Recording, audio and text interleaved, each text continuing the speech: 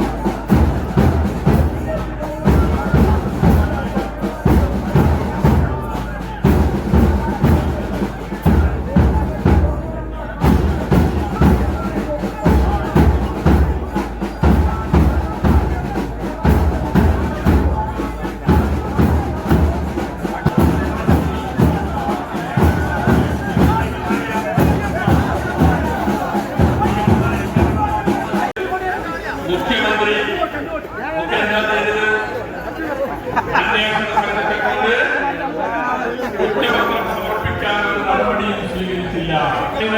April മാസത്തിൽ നടക്കുന്ന നിയമസഭാ തെരഞ്ഞെടുപ്പാണ്. ആ നിയമസഭാ തെരഞ്ഞെടുപ്പിൽ വി.ഡി. സതീശന്റെ നേതൃത്വത്തിൽ ടീം UDF കപ്പ് നേടുക തന്നെ ചെയ്യും എന്ന് സൂചിപ്പിച്ചുകൊണ്ട് ഈ ജാഥയ്ക്ക് എല്ലാ അഭിവാദ്യങ്ങളും നേർന്നുകൊണ്ട് ഞാൻ എന്റെ എളിയ വാക്കുകൾ ഉപസംഹരിക്കും. നീട്ടാൻ കഴിയില്ല. അതുകൊണ്ട് തന്നെ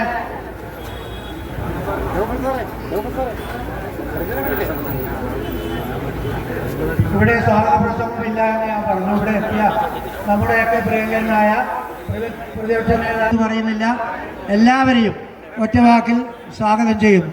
അതുപോലെ ജില്ലാ Congress committee president Shri advocate Martin George, Muslim ലീഗിന്റെ ജില്ലാ ജനറൽ സെക്രട്ടറി കരീം ചാലേരി.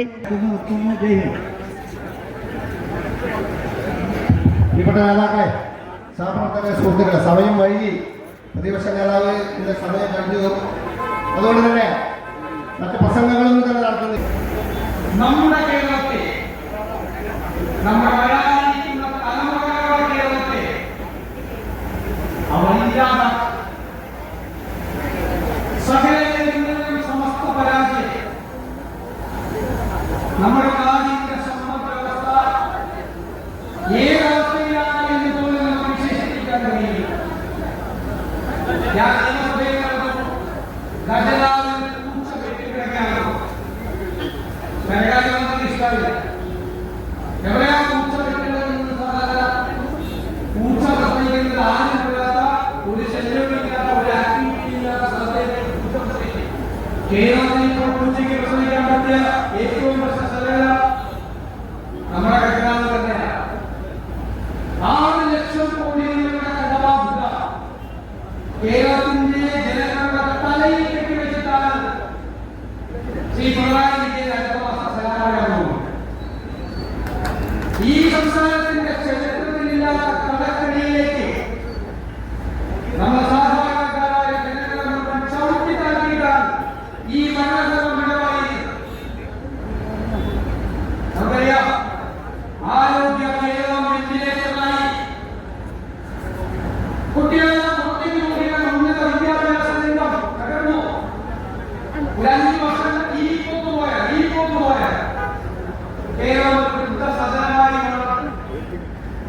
കാർഷിക മേഖല മുഴുവൻ നിങ്ങൾ പറയുന്ന ദയനീയമായ പരിസ്ഥിതിയാണ്.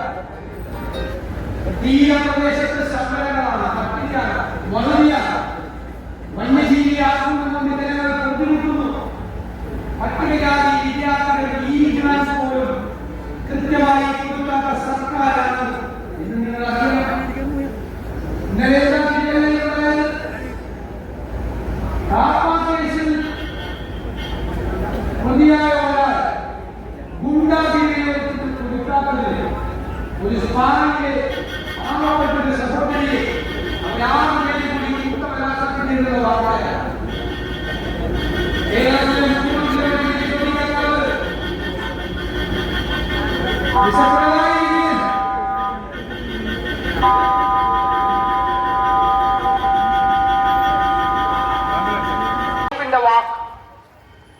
കേരളത്തിലെ ജനങ്ങളോടുള്ള വാക്ക്. എവിടെയെല്ലാം ഗവൺമെന്റ് പരാജയപ്പെട്ടു ഉള്ള പദ്ധതികൾ UDF-ന്റെ കയ്യിലുണ്ട്. ഞാൻ നിങ്ങളോട് പറയാം, ഈ ജാഥ